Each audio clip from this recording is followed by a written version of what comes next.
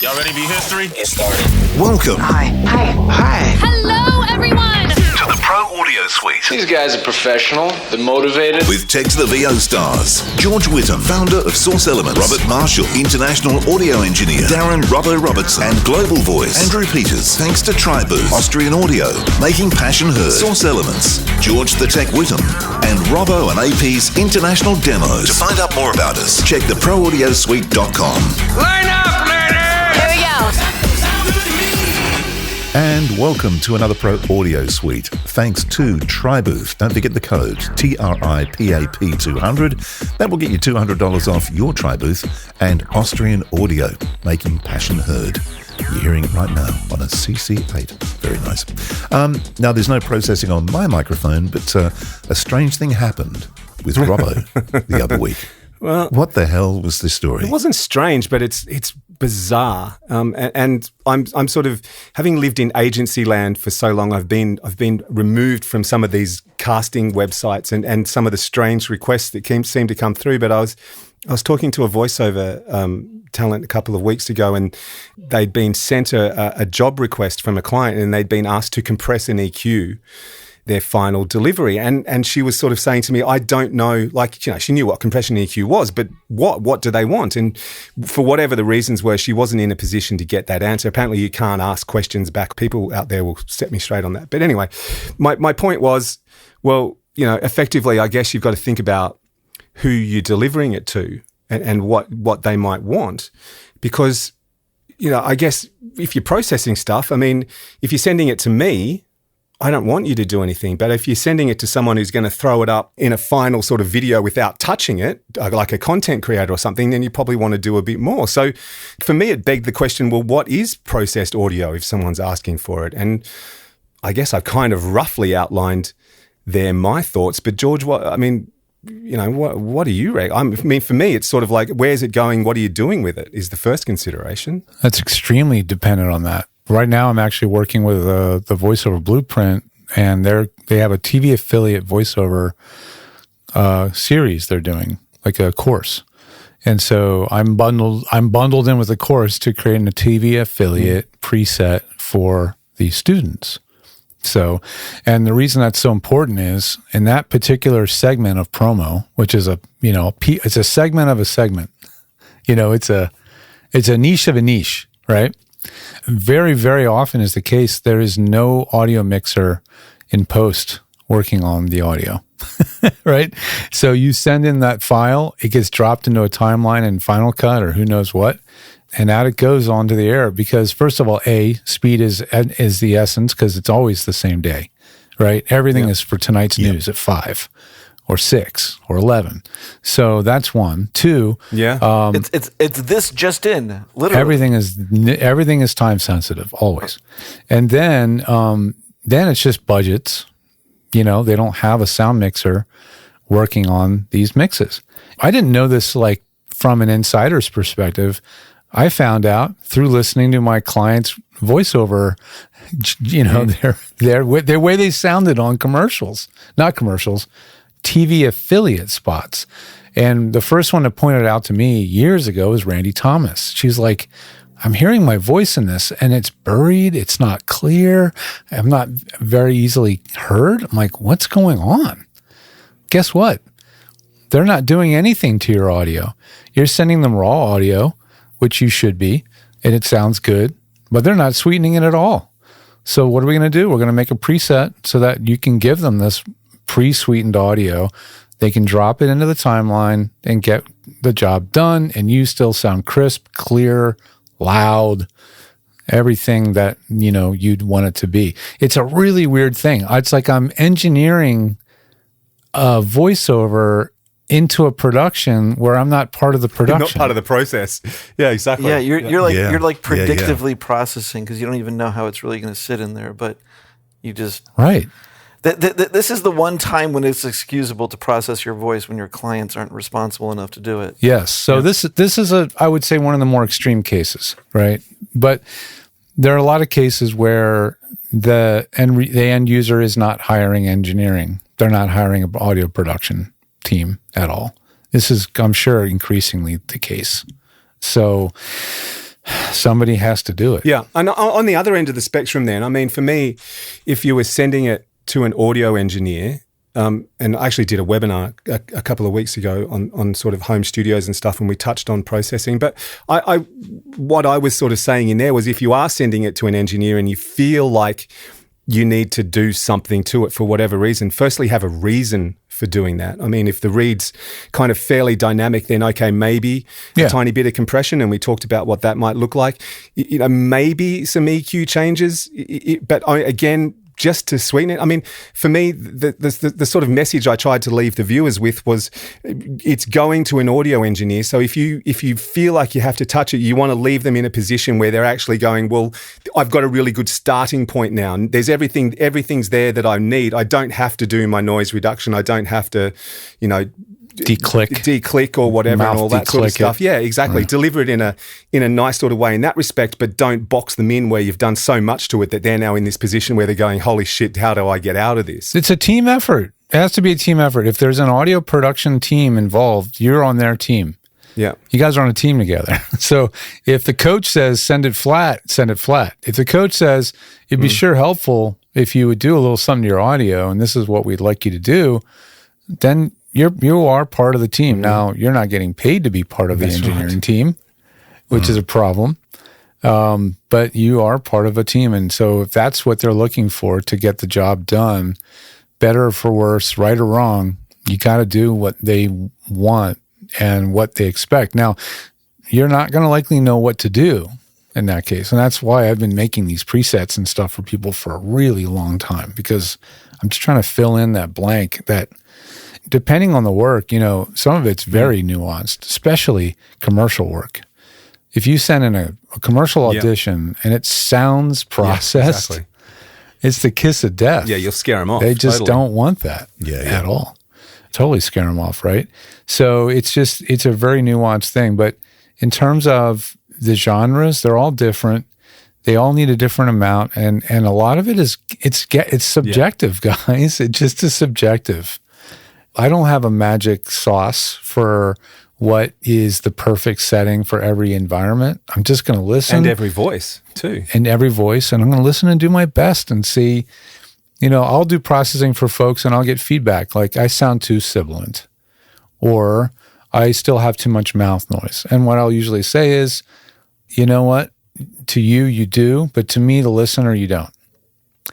And so then it's like a really difficult balancing act, because you're like, I know you're hearing those things and I know they're bothering you, but to me, they're subdued enough that I don't want you scrubbing them out of the audio, thereby making it sound less natural and sound more filtered. And now you're going to have more little artifacts that you don't really notice, but a professional does. And that's the thing, right? Coming back to what we said, sending it to an engineer, I'm not going to care whether there's mouth clicks and sibilants, because that's, a couple of minutes and that's fixed for me. But if you're sending it to someone where there's no processing going on, then sure, maybe that's when you do. So it's more about not just going, I've got to process everything, is sort of, I reckon, the message out of this episode, really. It's nuanced. It's knowing who you're working with. Who's your client? What do they want? Talk to them. Ask. Do you ever get asked, AP?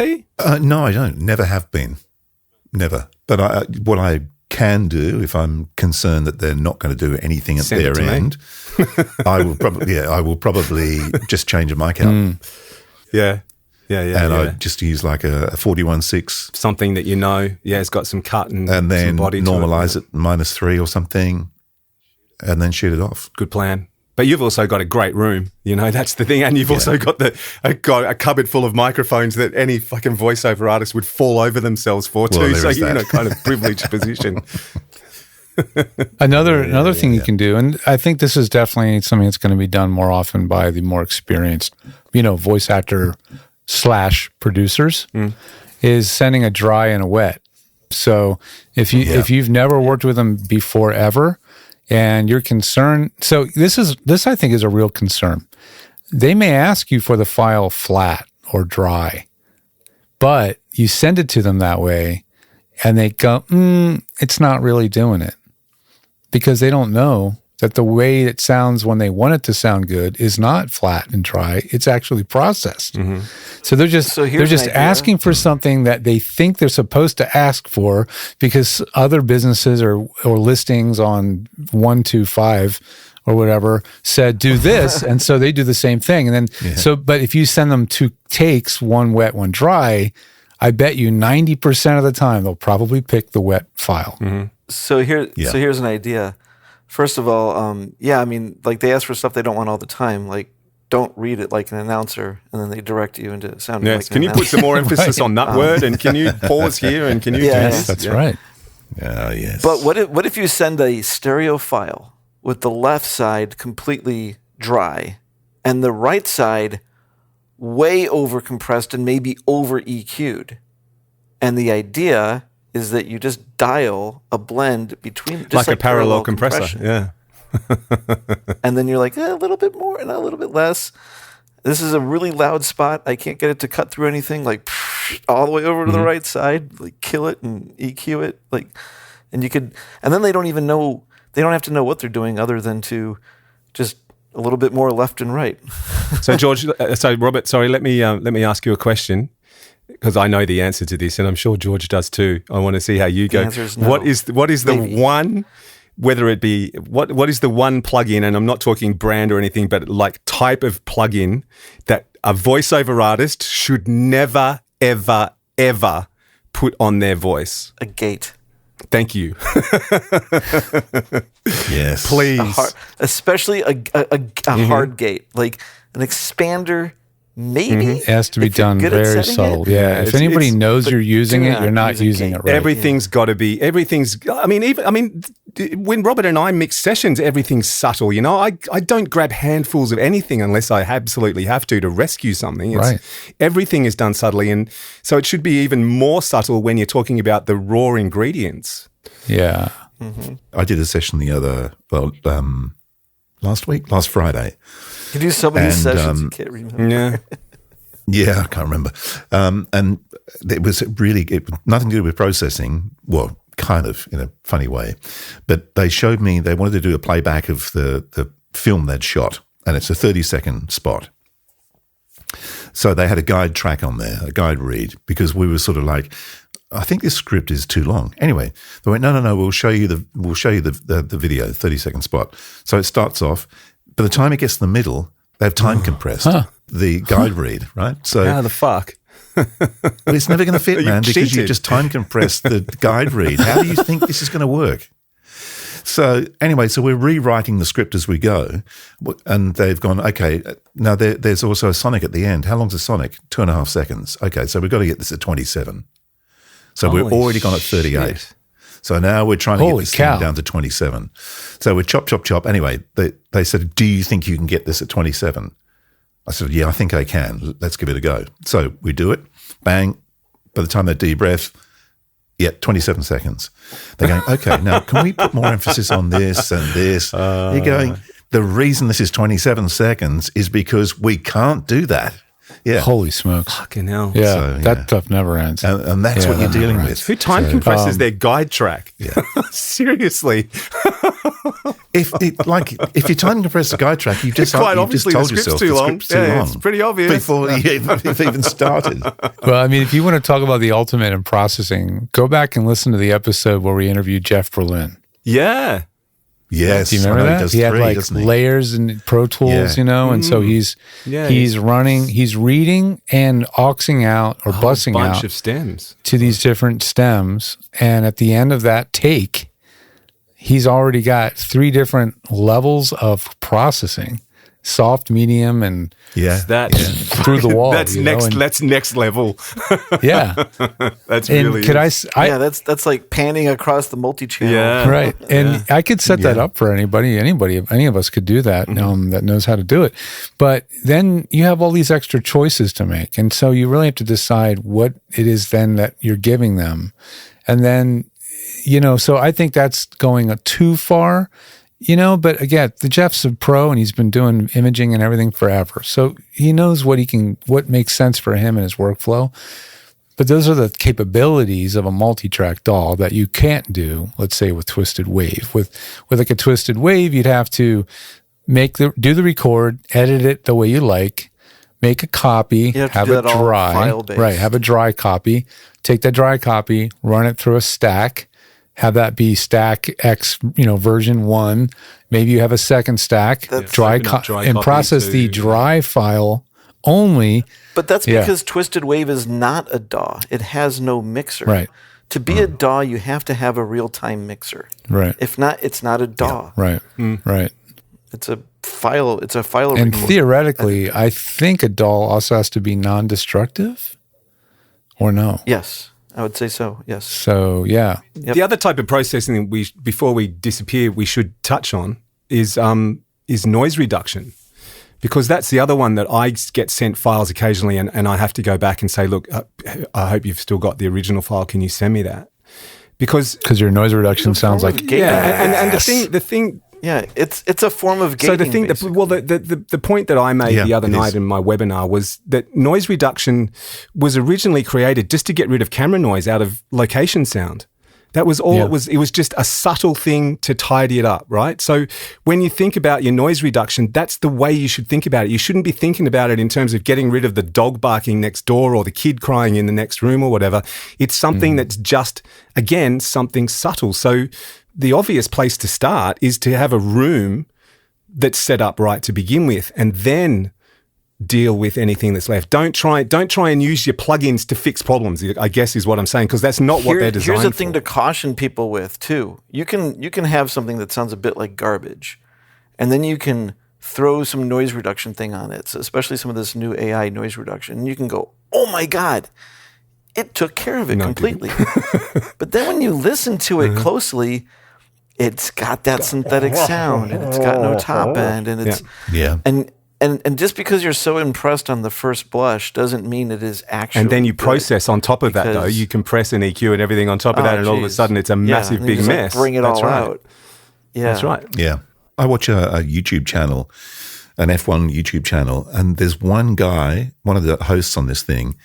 He uses a gate because he's always in a hotel room or he's on location somewhere. But he just goes so hard on this thing. Terrible. It sounds and as an engineer, awful. there's nothing you can do because it's gone forever. It's just it's like going into your recording and just randomly cutting out bits of audio and then sending it off and going, well, here's my takes. Yeah, the gate is the ultimate and destructive plugin. Yeah. I mean, there's nothing more destructive than muting out pieces of audio. Yeah, I mean the thing is, S's and some of those F sounds and stuff like that are easy to fix because you can sort of cut one and sort of.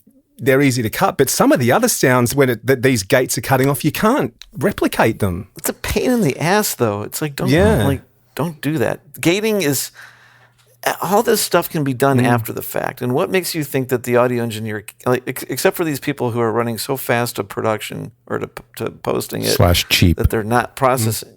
Yeah, but realistically, anything you can do. Even the video editor should be able to do better than you, I think. Maybe not.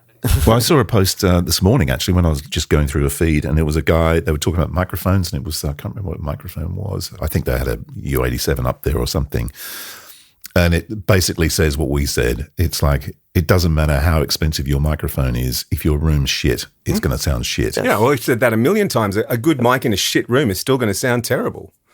And then your mic technique. Mic technique is the other, absolutely. Yeah. That's right. So unbelievably important. Mm-hmm. Yeah. I would argue to say the mic technique is first and the room is second. Depends how bad the room is, I suppose. You can get away with a terrible room if your mic is in the, just in the right spot and your delivery is just the right volume, and you can probably get away with a totally garbage room with the right mic technique. Well, just starting with the premise that you don't have anything unless you have a microphone anyway. Mm-hmm. Right. True. Yeah, but like when people get a sound check from me, which I do a ton of those, I'll give them an evaluation about mic technique and I'll give them an evaluation on acoustics. And sometimes I'll say, the acoustics are maybe 8 out of 10, but I bet if you got a little closer to the mic, it would sound 9 or 10 out of 10 without touching the acoustics. So if you want a free acoustics upgrade, move your mic. It's one of those weird things. They all interact. So I do that all the time. And then oftentimes they're like, oh, wow, I had no idea. It is far more common for a voice actor to have their mic too far away in their home studio than it is to have it too close, in my experience. Yeah. That's just been what I've heard. See, too close, you can EQ the issues away for the most part. You can get rid of that over the over proximity, too much boominess. Yeah, you just don't pop the mic. Right. That's all. Get really close and don't pop it, and you can probably EQ the rest of it out. Yeah, I think the key if you're in a bad environment is mic technique and gain. Yeah. right. If you get those two correct, then you're okay. And the other thing too, I reckon that some people with home studios get carried away with is in a home studio, there's always going to be some issues. Okay, you're never going to get a perfect room in a home environment unless you've got a whisper in the room or middle of something, right? nowhere. Unless you're buying something in. If you're just building a booth in a walk-in wardrobe or in a room or something, there's always going to be issues. So you've got to expect that. What you want to do though is just minimize those. Just work on sort of bringing them down to a point where it's really not an issue within your recording, and then sort of worry about any other processing rather than trying to just fix it all by slapping a bunch of plugins on it, because it doesn't Just work. don't process your voice unless you know your client's not going to do Yeah. it. Just Time don't and place. process your Just voice. think about what you're doing and why you're doing. Why you're doing it is the biggest question. The first question you should ask yourself is, okay, why am I doing it? Well, I'm doing it because there's no one at the other end who's going to do it. Sure, I'm doing it because I want to deliver Robbo something that's easier for him to get a starting place from, and I'm not going to disrupt his workflow. Sure, I'd say something else for like the more green engineers out there, because you can hear something that you don't like and you can ask the voiceover talent to change their mic placement to get closer to whatever you are hearing, and you can solve your problem from the input instead of going like, that guy was like far away from the mic and now I got to fight all this extra I'm glad you noise said and- that. I really feel like more engineers have to be better at communicating with the talent what they need, instead of just going, get a different mic. I don't like the way that mic sounds. yeah, that's right. Yeah, exactly. Like that. What's that It's mean? no, it's just, that's vague. It's not actually true in many cases. It's condescending. Yeah, it's just like, get a better mic or whatever the dumb thing they say to the talent. It's kind of honestly disrespectful and belittling of the talent.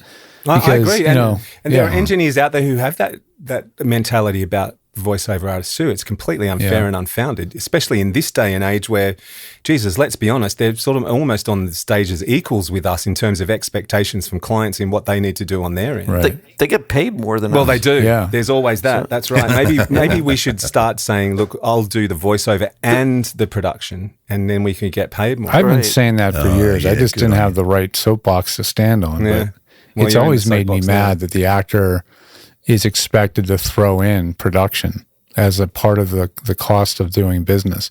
Like if I was the actor invoicing the jobs, I would have a line item for production every single time. I would have a line item for my booth. Yeah. or the there you space go. that I'm recording in. Yeah. Room hire. I do actually. On my invoices, I have studio, edit, and source connect as one column. Absolutely. Yeah. But when I invoice, I always have it at 0. But I just make sure they know. But if they don't see it, if they don't see it on the invoice, you're not educating the client about what the value is they're actually receiving from you. If you just say voiceover $20, They don't even need education. The clients know it. The clients put in auditions that say must have your own home studio, blah, blah, blah. They know what they're really saying is we will not pay for an outside studio. If you don't have an in-house studio and you have to go out, you're paying for it yourself. And I've seen some voiceover talent get a gig that they care enough about that they actually foot the bill for an outside studio because their client won't. this is increasingly common. Yeah. Not even beyond that, buying extremely specialized hardware. I have a client who is doing voices, utility voice for, I won't say the show, it'd be too specific. I would point fingers, but doing utility voice for an extremely popular animated cartoon series, right? And in order for her to do the job, she has to buy an extremely arcane piece of audio IP equipment, right? So arcane that I had never heard of the brand. I went to all the usual dealers like BSW and everything. Nobody carried it. I went to the website of the company that makes the product, and it found it's in Europe, of course, and there was one U.S. distributor that sells it. And I was like, that's the thing you have to buy as a voice talent to do the job for the thing that they hired you to do? That's just crazy to me. So crazy. It's like, and it's only going to be used for that one thing. It's not like Source Connect, where it's so universal and popular and used in so many productions. It's like one specialty box. I'll tell you offline what it is, Robert. But Yeah, I'd be it was interested to just, know I too. was like, what on freaking planet Earth is going on here, you know? And she had to do the same thing. She has a second studio in New York. She got an apartment. She has to do the same thing there. So she had to do it at home. And then this guy came and installed all of it and was really a kind of a jerk about it. And then he added noise problems that I had to come in and fix because he added a ground loop in the process. And then she got an apartment in New York and has to buy that same box again for the apartment in New York, just so she can do these. And then she can't sell it because no one else wants it. Right. That's the thing. It's highly boutique. Like I was like, what is this? What is this? So, you know, I know this is a weird example. But on the other hand, if the gig pays for it, you know, if the gig is a good enough, well, the gig gig's and not she paying makes her for money it, back but the on- gig, she has to make back the money doing the gig. No, right. But the gig, I'm not saying Yeah, the but gig if pays she's for getting it, money is from well the gig, enough. yeah, it's paying for it. Yeah. Yeah, Yeah. it's like price of entry. I get. I also understand the flip side of that, but Yeah. at the same time, it's like, come on, like move on. Like, you know, I can't believe it. The other day, some guy was had a session, asked us for an ISDN bridge. I was like, we don't do that anymore. And he's got one client. I was like, where is that one last ISDN line in the world? Like, holy cow. I literally, George, I don't know if I told you this. I threw out a stack of Zephyrs 6 feet tall. No way. What? Like, what am I going to do with them? It costs you money to get rid of them. That is bonkers. You could, like the Red Hot Chili Peppers say, you could fly away on your Zephyr. Yeah. I mean, if you calculate that at the price of their original thing, I threw away like $100,000 worth of Zephyrs. Wow. Which is now worth nothing, though. I've got one staring at me as we speak. They're now worth like not even $20 a piece. That's why I was like, Somebody told me that she sold one for $50 recently, and I was like, Who paid $50 for it? What are you going to do with it? who bought it? I was like, I'd love to know who bought that. What's going to happen is the price will go up slightly again once there's none left. And then you find it's like the price of like a Mac 2 Ci. It was actually like ridiculous, right? You know, like who's going to pay $500 for a Mac 2 Is Ci? that a 30-year-old It's like- computer? about that, yeah. I mean, But the Mac Classic go is find worth one. thousands and thousands of dollars. I pulled out my Nintendo Right. 64 the other week. What's that worth? I've got about a dozen games that go with it. What's that worth these days? What about my Betamax? What's that worth? Well, I mean, but those things at some point become worth more because all of a sudden someone's got one tape left and they can't play it back. And like DAT machines are hitting that kind of realm where if you can find a working DAT I still machine, use my portable DAT. I still use it. Yeah. Yeah, that's totally true. If it's a medium that's dying, then you really need to have a machine that can play that medium. And those are getting... And if it's working, Yeah. if it's working, you got some money there. I've got a mini disc. Have you? Tanae's got a mini disc too. Yeah. Yeah, I felt bad about tossing these things, but at the same time, it's like, what am I going to do with them? I can't store them in my basement all their life. Yeah. Like they just fuck You can put them under the sofa, so when you get older, you don't have to bend over so much when you stand up. I was using some of them, like half the thing is I'm trying to get my basement work done, and I was using some of them to keep other more valuable objects off the ground when water came in. It's like the white trash television stand, which is the old TV that holds up the new TV.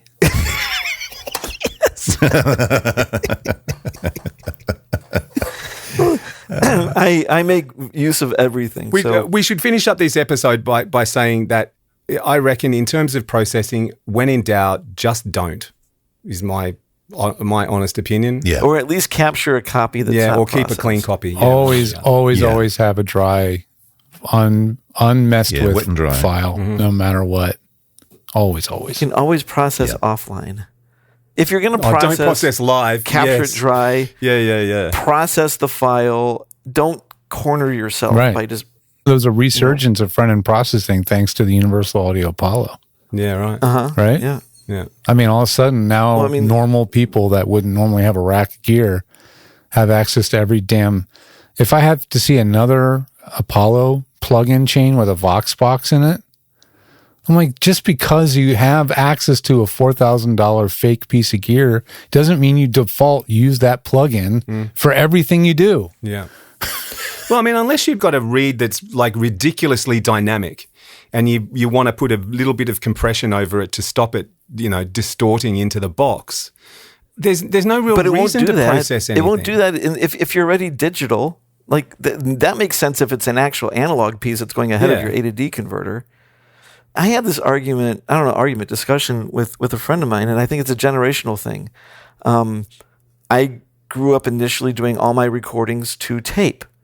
You would over EQ, Robbo, I'm sure you know this. Like, I'm recording to tape. I'm going to over boost the high end EQ going onto tape because I know when it comes back, it's going to come back a little bit dull sometimes. So you're kind of doing that predictive thing, or I know I'm going to bounce. And then Pro Tools comes out and it's affordable. And I remember distinctly going, I'm just going preamps right into Pro Tools. And I'm going to do all that stuff afterwards, make like all my decisions later. And that's the way I do everything now. So, I'm talking to some engineers and they're younger than me. And they're now all about like processing everything going down into the computer. And I'm like, why are you doing that? Right. It's better. It's this.